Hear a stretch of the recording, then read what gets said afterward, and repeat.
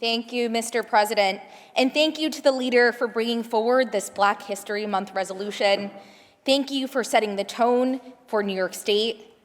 While the federal government is busy banning the celebration and study of Black history and so much more, here in the state legislature, we know better.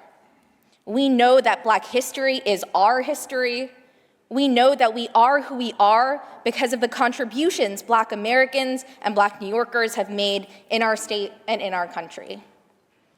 And we know that the erasure of Black history leaves us not only ignorant of the past, but less able to imagine a better future for all New Yorkers.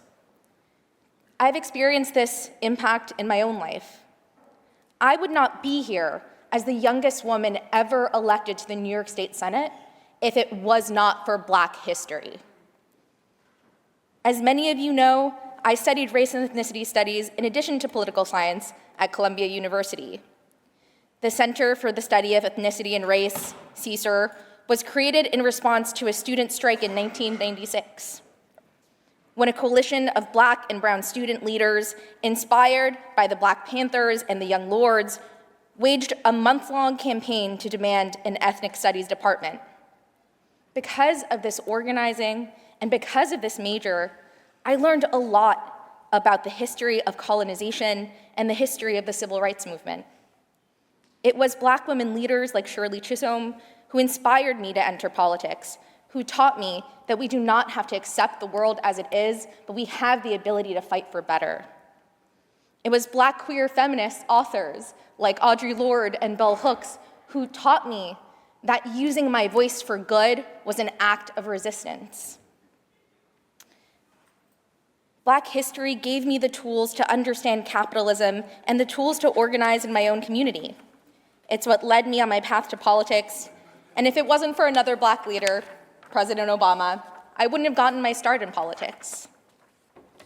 As a democratic socialist, I'm also inspired by Black leaders like MLK who said, "Call it democracy, or call it democratic socialism, but there must be a better distribution of wealth for all of God's children." And reminded us that class struggle and the struggle for racial justice are one and the same, and that we must acknowledge our collective responsibility to each other and to our communities. In a moment when oligarchs are building wealth off the backs of the most vulnerable in our state, we must not only celebrate Black history, we must use this knowledge and tools of past movements to combat hatred. As John Lewis said, we cannot lose ourselves in a sea of despair. We must speak up, speak out, and get in the way. As we celebrate Black history in this moment, let us celebrate this tradition of resistance and speak up and speak out for equal rights and justice for all New Yorkers. I vote aye. Thank you.